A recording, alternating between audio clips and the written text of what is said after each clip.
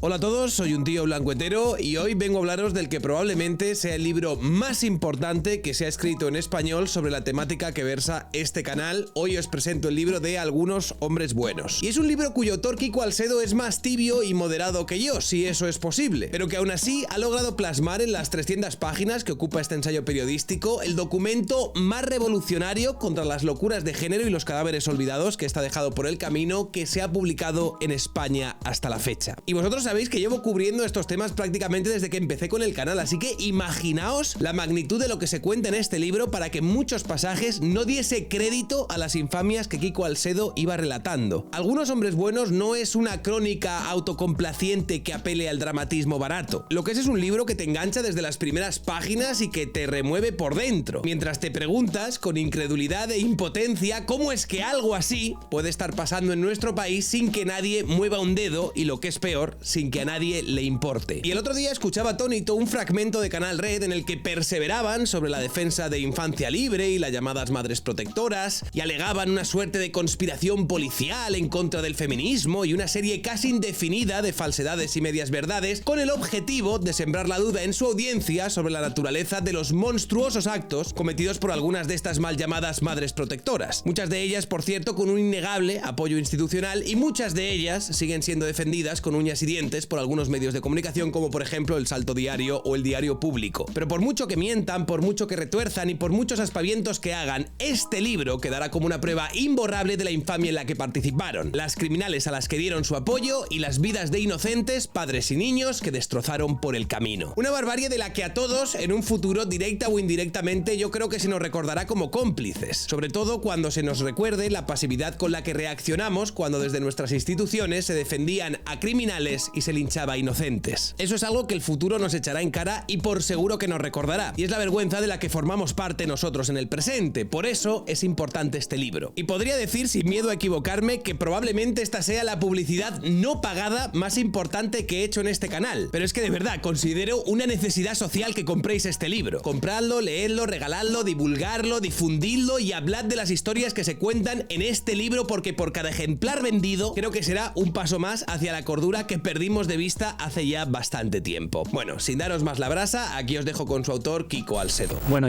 mi función, obviamente, yo llevo en El Mundo 22 años en el periódico, en el diario El Mundo. Y estuve 5 años al principio en Cultura, en la sección de Cultura, pero luego yo quería hacer realidad. No quería contar historias que otros contaran, sino quería contar pues la realidad, lo que pasa. No quería contar que a alguien en la ficción le cortan un dedo, sino quería contar que a alguien le cortan un dedo de verdad, ¿no? Y entonces por eso me fui primero a la sección de Madrid, donde estuve 8 años, y después estuve en investigación en España. Bueno, ¿por qué me he metido en este berenjenal? Pues porque siempre yo creo que la función de los informadores en general tiene que ser pues tratar de contar las cosas que pasan, intentando, digamos, llenar los huecos que hay y que quizá no llenan los discursos oficiales o los discursos más mayoritarios, y dar perspectivas nuevas. La definición de noticia para mí es algo relevante y exclusivo, ¿no? Puedes contar muchas cosas relevantes que todo el mundo sepa que suceden, pero contar cosas que una minoría sabe que sucede, pero una mayoría no, creo que tiene un valor importante, y creo que es la función que a mí me parece que yo quiero cumplir como periodista. No quiero decir que solo exista ese tipo de periodismo, no soy nada excluyente. Periodismo puede ser muchas cosas, ¿no? Pero bueno, yo me he metido en esto, obviamente, porque me metí en esto en su momento porque hay una... estamos en un momento que es socialmente muy importante de emancipación de la mujer, y es algo fundamental, que creo que la gran mayoría de la sociedad entiende como algo verdaderamente muy importante, pero detecté pues hace años que había una cara B, ¿no? Que había un exceso, que había determinados excesos en ese impulso tan fuerte socialmente, desde luego liderado por la propia mujer, pero también acompañado por la mayor parte de los tíos, ¿no? Y sin embargo vi que había cosas que estaban sucediendo que contradecían pues algunos planteamientos, y que había que contarlas porque estaban sucediendo, ¿no? El hecho de que un compañero del periódico fuera acusado de abusar sexualmente de su hija, a mí me puso en una situación en la que yo creo que está gran parte de la sociedad hoy en día con respecto a esto, con respecto a posibles abusos sexuales dentro de la familia. Y la mayor parte de la sociedad está ahí con razón, porque la mayor parte de abusos sexuales intrafamiliares, es cierto, no sé si la mayor parte, pero muchísimos se quedan sin conocerse, sin denunciarse, y esos daños quedan ahí en los críos. Esa es la realidad, ¿no? Entonces es cierto que cuando a Dani, mi compañero, le acusó su expareja de abusar sexualmente de la hija, estamos hablando de hace casi 10 años, yo reaccioné pues como esa gran parte de la sociedad, ¿no? Me eché un poco para atrás, me dio miedo qué podía haber sucedido ahí, qué pudo haber sucedido ahí. Digamos que me inhibí, actué como actúa hoy, ya te digo, la mayor parte de la gente, ¿no? ¿Qué sucede? Que luego cuando un compañero y yo contamos qué está sucediendo con el primer caso de Infancia Libre, que es una mujer que se llama María Sevilla, que es liberado su hijo con ella de una finca de Cuenca, la policía tiene que utilizar drones para localizarles, utilizar una especie de dispositivo prácticamente terrorista para sacarla de ahí, estar en la presidenta de Infancia Libre. Pues mi compañero Pablo Herraiz y yo nos vamos al periódico, escribimos la historia, publicamos la foto de la mujer y es Dani el que viene a nuestro despacho y nos dice, oye, esa historia que estáis publicando, pero si esta mujer era muy amiga de mi ex, ¿no? En ese momento, Dani llevaba 4 años tratando de encontrar a su hija, que estaba sustraída, secuestrada por su ex. Nosotros facilitamos que Dani vaya a la policía a hacerles ver que su exmujer, que estaba en una situación similar a la de María Sevilla, pues también había tenido relación con ella. Pocas semanas después la policía localiza a su exmujer y a su hija en La Cabrera, en un pueblo de Madrid. Y yo, pues sí, ahí para mí es un momento un poco de caída del caballo, de, hostia, he estado un poco mirando de reojo qué podía pasar ahí y realmente lo que pasaba ahí era que ella le había denunciado en falso durante muchos años, consciente o inconscientemente. Eso los tribunales no han llegado a determinar eso, pero él estaba siendo apartado de su hija injustamente, ¿no?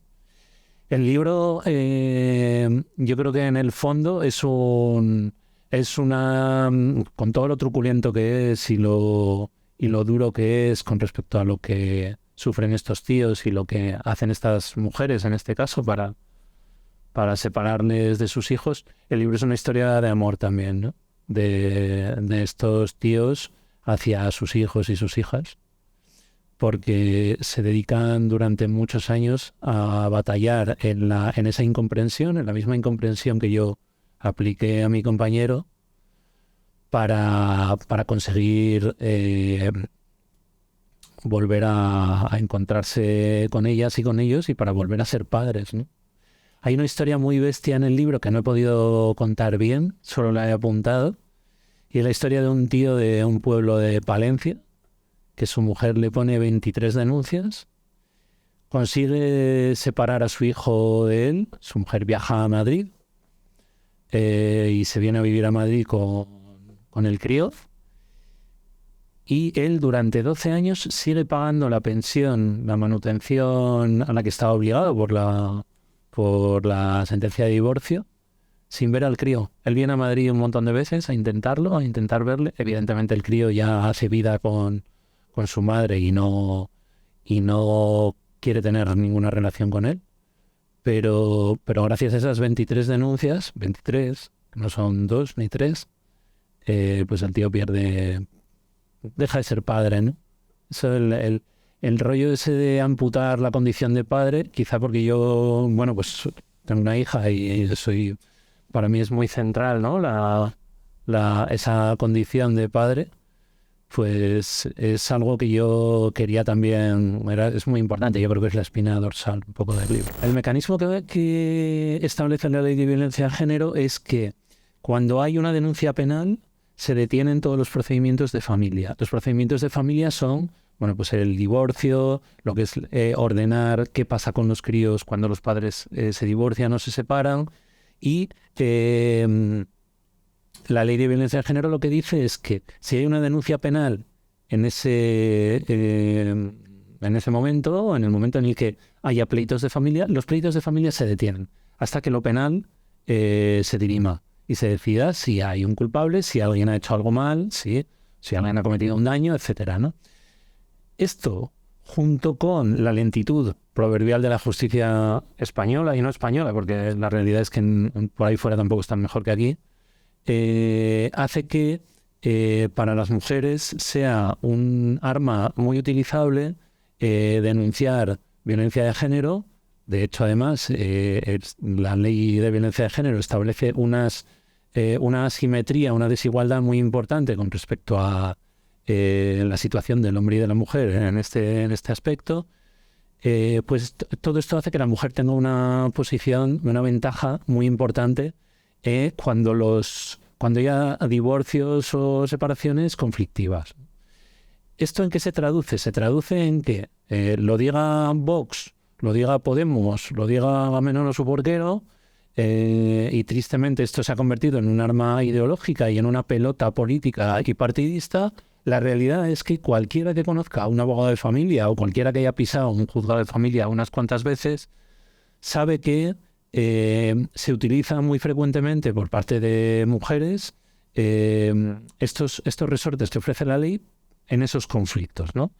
Se utiliza a veces de manera... A veces les animan los propios abogados o abogadas. Esto es algo que es así, es la realidad. ¿Qué sucede? En este debate, cuando se debate socialmente sobre esto, o se debate en los medios sobre esto, sale una estadística que es cierta y es muy importante también. Es una estadística del Consejo General del Poder Judicial que dice que solo un 0,0001 de las denuncias por violencia de género son falsas, porque se denuncian después como valga la redundancia, se denuncian como denuncia falsa una vez las denuncias penales se ha visto que no hay nada, ¿no? Lo que quiero decir es que muy pocas de estas denuncias que las mujeres interponen por violencia de género, después el tío, una vez ha sido absuelto o la denuncia ha sido archivada, que es lo habitual, va y denuncia a la mujer por denuncia falsa. Esto es así y es la verdad. Muy pocas veces se denuncia. ¿Por qué se denuncia tan pocas veces? Se denuncia muy pocas veces, uno, porque los juzgados es cierto que habitualmente desincentivan este tipo de denuncias. Habitualmente le dicen, o los funcionarios le dicen al tío en cuestión, esto no va a ir a ningún lado. ¿Y por qué no va a ir a ningún lado? Y es verdad que no va a ir a ningún lado muchas veces porque se protege mucho el derecho a denunciar. El derecho a denunciar, a ejercer una acción penal, es una base del derecho muy, muy central, ¿no? Y luego, por otro lado, el delito de denuncia falsa es muy difícil de demostrar. Es algo muy, muy complicado de demostrar. ¿Por qué? Porque la persona que ha presentado esa denuncia falsa tiene que haber establecido de una manera muy taxativa y muy clara que sabe que está denunciando algo que es mentira. ¿Cómo puede haberlo establecido? Pues o bien dejándolo por escrito o evidenciando de alguna manera que sabe que eso es mentira. La realidad es que luego eso no se denuncia. También, obviamente, en la mayor parte de los tíos o de las mujeres que sufren este tipo de situaciones, denuncias falsas por otro tipo de situación, no se van luego, o sea, no quieren volver a los tribunales a seguir batallando eso, ¿no? Entonces, ese debate sobre si hay denuncias falsas o no las hay, se suele cercenar con esta cifra del Consejo, que es una cifra real, pero que esconde una realidad que es muchísimo más compleja. Yo digo mucho ahora para explicar qué es el libro, que el libro pretende desinfantilizar el debate en torno a la violencia de género, porque la violencia de género hay que partir de una cosa que es muy obvia, y es que en este país muere 1 mujer y media a la semana, si no 2, a manos de tíos. Y eso es así, es una realidad, y eso es una cosa muy que exige una acción política, social y de todo tipo muy importante, y esa es la realidad. Pero aparte de eso, hay cosas mucho más complejas que lo que nos quieren hacer creer alrededor, ¿no? Hay situaciones muy complejas en las que no se puede jugar a buenos y malos, arriba y abajo, a Barrio Sésamo, ¿no? Y el problema es que este debate está en Barrio Sésamo, hoy por hoy, y bueno, mi libro pues viene a poner un granito de arena, digo modestamente o inmodestamente, a intentar poner algo de realidad en esto. ¿Qué pasa en la política? En la política pasa lo mismo que en la sociedad ahora mismo, que es absolutamente impopular hablar de que hay situaciones injustas que se producen en estos procedimientos y que hay tíos que las sufren. Es absolutamente impopular y esa es la realidad. Hasta ahora los partidos políticos no han querido meterse en eso, solo se ha metido Vox realmente buscando buscando un caladero probablemente, ¿no? Que es lo que hacen los partidos políticos al final, buscar un poco sensibilidades a las que acercarse, que les den un espacio, ¿no? Pero los partidos políticos, la realidad es que no han querido acercarse a esto. Estoy hablando de los partidos, digamos, moderados, hablemos de PP, PSOE y, bueno, Ciudadanos, si es que sigue existiendo, ¿no? La realidad es que es absolutamente impopular decir hoy cualquier otra cosa que no sea que la mujer sufre, ¿no? Y es la realidad, la mujer sufre, pero hay muchas otras cosas alrededor. A ver, yo veo una dinámica un poco bélica ahí, bélica en el sentido de que cuando se establece la ley de violencia de género, que es en el año 2004, ya se ve que va a haber que va a haber tíos que van a sufrir situaciones de injusticia, ¿no? Porque se establece una asimetría legal que contraviene el artículo 14 de la Constitución, la igualdad ante la ley. De hecho, hay más de un centenar de jueces que ponen recursos de inconstitucionalidad en el Constitucional para decir, oiga, es que esto que están haciendo es desigualizar un poco estas situaciones para tío y tía, ¿no? ¿Qué dice el Constitucional entonces? El Constitucional se asienta en un adagio que es muy importante también y con el que yo estoy de acuerdo, que es para igualar hay que tratar de manera desigual a los desiguales, ¿no? Hay que, en situaciones de desigualdad y en el caso de los tíos y las tías con respecto a la violencia de género hay la desigualdad de que los tíos tenemos el monopolio de la fuerza física. Bueno, el monopolio, tenemos más fuerza física, no digamos el monopolio pero tenemos más fuerza física que ellas. Pues vamos a tratar de... esa era la idea de la que parte la ley. Yo lo que pienso es que realmente... ¿Por qué hablo de dinámica bélica? Porque quien establece eso sabe que va a haber tíos que van a sufrir injusticias. Esa es la realidad. Pero esas injusticias se van a tomar un poco como daños colaterales para salvar a mujeres que sufren injusticias mayores. Es la teoría un poco del mal menor. ¿Qué sucede? Que yo creo que han pasado 19 años desde entonces... Se ha visto que efectivamente, se ha visto. Yo cuento en el libro, yo creo que en la realidad del derecho, por ejemplo, de los juzgados, los juristas ven que se están produciendo injusticias. Es cierto que muy poca gente lo quiere contar, porque muy poca gente quiere pisar ese charco, porque es un charco enorme, pero ya ha pasado suficiente tiempo como para que veamos que, es cierto que las estadísticas de mujeres que sufren a manos de hombres no amainan realmente, porque los datos están ahí y siguen muriendo muchas mujeres y la ley sigue vigente desde hace mucho tiempo.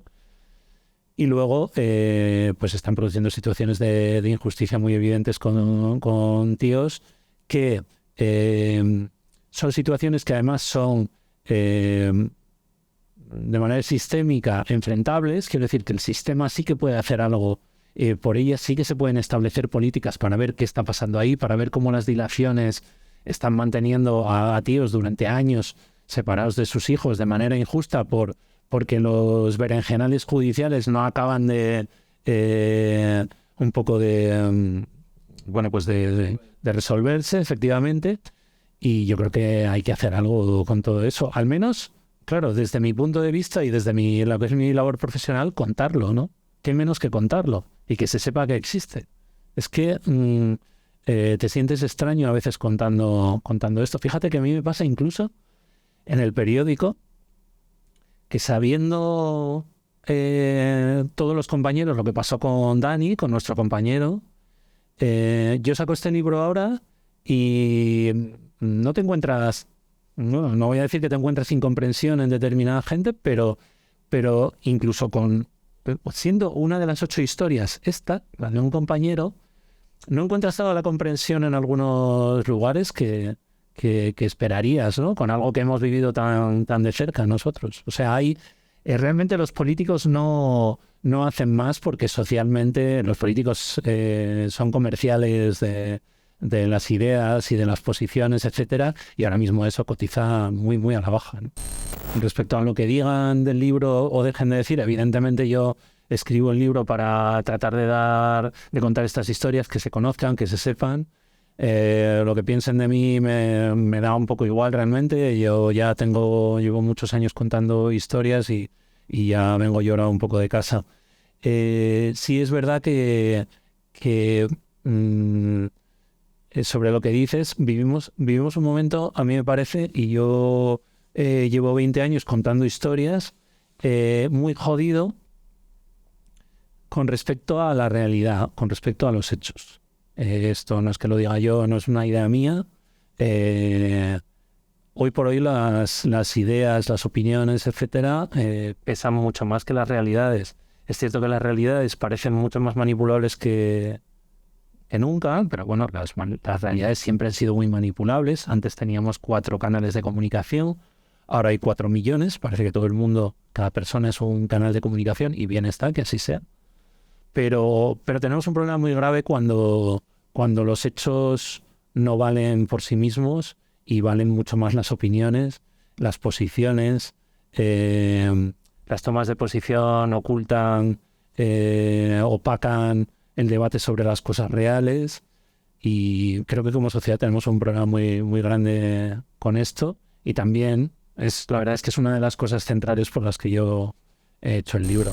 El caso de Verónica Saldaña es alucinante. A mí me parece algo... no tengo adjetivos, la verdad, para contar, para expresar lo que me flipa Verónica Saldaña. O sea, no el caso de Verónica Saldaña, sino Verónica Saldaña. Es algo increíble. Es alguien capaz de estar en busca y captura, a la vez dar entrevistas en Telecinco, a la vez... Todo eso a la vez, enrollarte con uno y decirle que tienes cáncer, que te dé dinero porque tienes cáncer, porque te vas a morir. Un rato después decirle, es que estoy embarazada de ti, dame dinero porque ahora estoy embarazada de ti. Luego aparecer por Madrid de nuevo con todo esto con sus críos, con los críos mellizos que había secuestrado, que se los ha llevado y que ahora mismo está en Suiza con ellos. Aparecer por Madrid y luego volver a desaparecer, todo esto con la justicia buscándola, con la policía buscándola. Luego huye a Suiza, se echa una pareja allí. La pareja resulta que, y esto es algo que no he llegado a contar todavía, la pareja resulta que la tiene, su primera pareja en Suiza la ha denunciado ahora por estafarle también a él. O sea, es todo, no es una película, sí, pues es una serie realmente, y es alucinante que exista alguien así. Por supuesto, cuando yo empecé a contar la historia de Verónica Saldaña, de la que me avisó una compañera de otro medio, me dijo, mira, yo no puedo hacer nada con esto porque es enrevesadísimo y tal, a ver si tú puedes hacer algo. Yo lo que hice fue llamar a su expareja, José Manuel, que es un chaval de Pozuelo, y cuando fui y hablé con él, hablé con su madre, empecé a ver los papeles. Empecé a ver los enjuagues de esta mujer, que son, la verdad, alucinantes. En estos momentos hay una jueza de Pozuelo que fuma en pipa, que estuvo persiguiéndola durante un tiempo por la sustracción. Le ha pedido a Suiza que la extradite. Suiza se niega porque ella se ha cogido allí un abogado que fue el abogado que asistió a Ana Gabriel, la independentista catalana, cuando se fue después del procés y después del 1O. O sea, es todo, no sé, es como una explosión de fantasía hecha realidad, esta mujer. En su momento, ella, pues yo me escribí mucho con ella, porque cuando empecé a publicar, pues ella es muy proactiva además, va directamente hacia ti, te intenta convertir el día en noche, el mar en tierra, el fuego en aire. O sea, es algo sideral. Yo de verdad que es un caso absolutamente sideral, y yo empiezo el libro con una gran amiga de Verónica Saldaña que durante mucho tiempo se cree todo lo que ella dice, incluso la ayuda a huir, la ayuda a ocultarse, la tiene en su casa durante varias semanas cuando ella está en busca de captura, después la ayuda a llevarse a los críos cuando la juez ya monta en cólera y le envía a la policía otra vez, pues la ayuda a huir, y es una mujer que esta su amiga que termina dándose cuenta de que Verónica Saldaña, según ella, le ha contado un montón de embustes, realmente está haciendo un montón de cosas fuera de la ley, y sobre todo ha mentido con respecto a los abusos de su expareja, de este José Manuel, sobre los críos. Ella, a Verónica Saldaña, les ha denunciado a todos, les ha denunciado como con una metralleta judicial. Es algo, la verdad, su caso es enorme. Es cierto que tiene un libro por sí sola. En una maniobra digna de película de Ozores, pues resulta que nosotros publicamos en El Mundo que en otro de los casos que cuento en el libro también, pues el padre, que era de Barcelona, se ha ido a Portugal y ha recuperado por las bravas, a sus hijos, y se los ha traído a España. En España ellos ya están, es legal que él los tenga, pero Portugal se negaba a traerlos para acá. Bueno, pues yo hablo con la expareja de Verónica Saldaña, y le digo, fíjate lo que ha hecho ¿tú te planteas algo así? Y me dice, bueno, no, hombre, no, joder, sí, vaya como lo ha hecho, fíjate, tal. Total, que mes y medio después, la siguiente noticia que tengo es que está detenido en Francia, a 100 kilómetros de la frontera, y que le han pillado trayendo a sus hijos de Suiza, cogiéndolos por las bravas con 2 colegas, que se fue para allá, un tío de Pozuelo que es informático, sus 2 colegas que son curritos normales y corrientes, pues bueno, se van a Suiza para, encapuchados, coger a los hijos de José Manuel y traérselos a España por las bravas. ¿Qué sucede? Que Verónica Saldaña denuncia la desaparición en Suiza, rápidamente se emite una euroorden y ellos les pillan a 100 kilómetros de la frontera de España, donde si llegan, él ya tendría a los hijos legalmente, porque la justicia española hace años que le ha dado a él la razón ya con respecto a que él puede tener a sus hijos. Bueno, ¿y qué sucede? Pues que se les aplica la ley antiterrorista. Cuando les detienen a los 3, les mandan a cada uno a una punta de Francia, a una punta de la región. Pues les hacen un procedimiento ahí muy rápido, pero tienen la suerte de que la juez francesa ve muy claro lo que ha pasado ahí y ve que es un padre intentando recuperar a sus hijos, que no es un secuestro de menores al uso. De hecho, devuelven a los críos automáticamente a Suiza, y eso no lo tendrían que haber hecho, tendrían que haberse quedado en Francia, y si se hubieran quedado en Francia, él los habría recuperado, pero los devuelven directamente, y al final la juez les da la razón, y la juez hace una cosa que creo que es la segunda vez que Francia en 80 años niega una extradición a Suiza, porque Francia con Suiza tiene un convenio de extradición hiper rápido, son países limítrofes, y siempre en países limítrofes siempre hay acuerdos muy rápidos de extradición para criminales y delincuentes, pero Suiza pide la extradición y Francia es el segundo caso, creo, en 80 años que deniega una extradición a Suiza, porque dicen, no, este es el padre de estos niños, vale, ha podido querer recuperarlos por las bravas, pero no lo vamos a mandar allí, lo vamos a devolver a España, y usted luego entiéndase con ellos desde España, ¿no?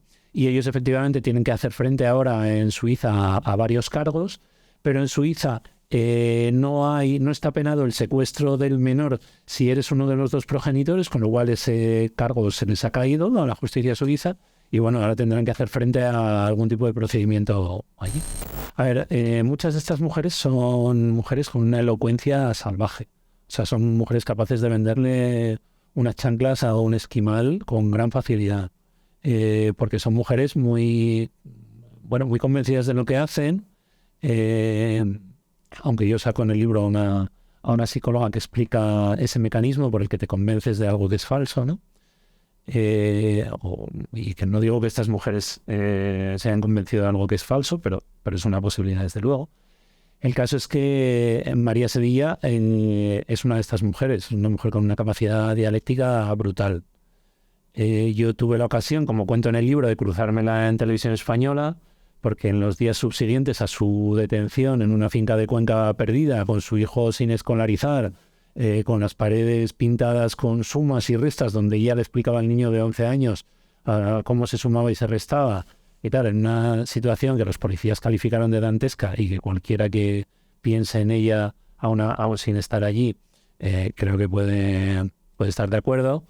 Bueno, pues pocas semanas después de eso, María Sevilla estaba en Televisión Española explicando que todo era falso, por supuesto, que los abusos eran reales. Ella solo se amparaba en que los abusos no habían sido archivados de manera definitiva, sino provisional. Los abusos sexuales habitualmente siempre se archivan de manera provisional porque los jueces nunca se quieren pillar los dedos por si acaso aparecen pruebas nuevas y se reabren los procedimientos, ¿no? Ese era un poco su único argumento allí. Yo estuve porque, bueno, me citaron allí porque era informador también desde el mundo de las andanzas de esta mujer, y a mí me sorprendió mucho el talante de ella, que no era en absoluto el de una mujer que acaba de perder a su hijo, y no era en absoluto, muchísimo menos el de una mujer que su hijo había sufrido abusos por parte de su padre, que eso es una cosa pues, que yo creo que todos los que tenemos hijos podemos pensar que si estamos en esa situación, pues el terror que puedes sentir es poco, ¿no? Del daño que puede haber sufrido tu hijo o tu hija, en este caso tu hijo. Y entonces, ¿qué sucedió? Bueno, pues que después de su intervención, la mía y la de otros periodistas que había allí, pues yo iba por los pasillos ahí de Prado del Rey en busca de mi coche, y de pronto en una esquina, ¡pum! Anda, ¿eres tú el del mundo? Digo, anda, sí, María, ¿qué tal? Bien, pues muy bien.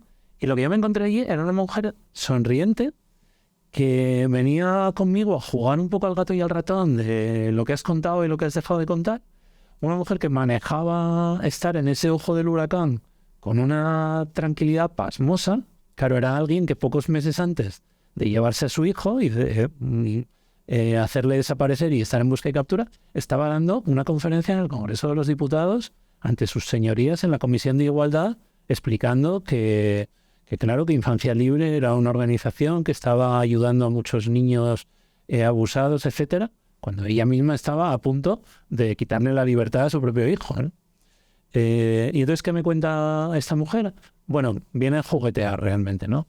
Pero tú, ¿te crees realmente lo que estás contando? Y yo, bueno, María, pues sí, realmente sí, porque, claro, tengo fuentes lo suficientemente buenas como para contar que efectivamente has hecho esto, que has hecho lo otro y que has hecho lo demás allá. Está en documentos judiciales. Los psicólogos forenses han dicho millones de veces que lo que dices no existe, que tu hijo no ha sufrido abusos por parte de su padre, que eso es mentira. Y yo recuerdo decirle, pero María, si es que alguien a quien le ha pasado eso no está ahora delante de mí sonriendo y jugando aquí ¿sabes?, a truco-trato. María Sevilla es otro de estos personajes realmente muy interesante. Lo fuerte de María Sevilla es que al final sea perdonada por el gobierno sin una base real jurídica sólida para otorgarle ese perdón. Pero claro, María Sevilla, bueno, pues como yo cuento en el libro, bueno, pues es posible que la política se hubiera vinculado tanto a ella que bueno, pues que hubiera que defender hasta el final lo que hizo. Sobre Juana Rivas hay una cosa que no he podido incluir en el libro porque bueno, pues yo he pactado mucho con cada uno de estos hombres qué de sus palabras podía incluir o no. Hay un momento que Francesco Arcuri me dice, mira, yo creo que Juana ha sido una víctima también de toda esta historia, porque alrededor de Juana se ha montado un tinglao muy bestia, un tinglao político muy fuerte.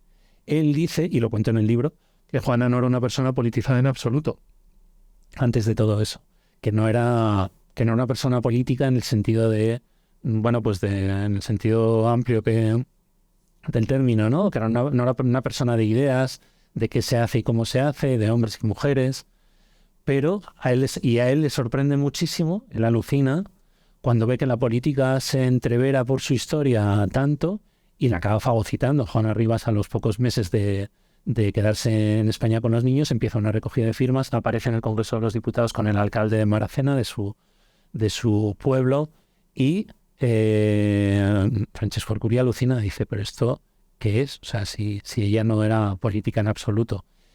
Yo creo que a Juana Rivas, sobre lo que dices respecto de la denuncia posterior y tal, hay un lapso de tiempo en el que a ella, yo creo que le hacen creer que ella se va a poder quedar en España con los críos y que él no va a hacer mucho por recuperarles.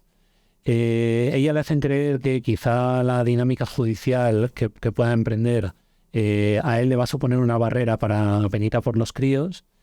Y ella, hay un momento en que efectivamente se tiene que acordar de algunas denuncias que puso al principio. Hay una denuncia que ella interpone justo cuando llega con los hijos aquí, que el abogado de Arcuri ha sostenido siempre que es una denuncia instrumental para cobrar un REMI, una renta mínima de inserción, porque la ley de violencia de género le da esa prerrogativa a la mujer que la denuncia, ese dinero a la mujer que la denuncia. Esa denuncia es archivada, ni su abogada ni ella recurren ese archivo.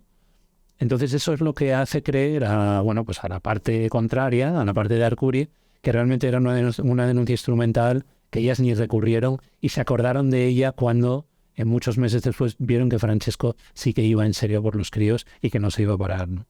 Y hay muchos recovecos en esta historia y ese es uno de ellos.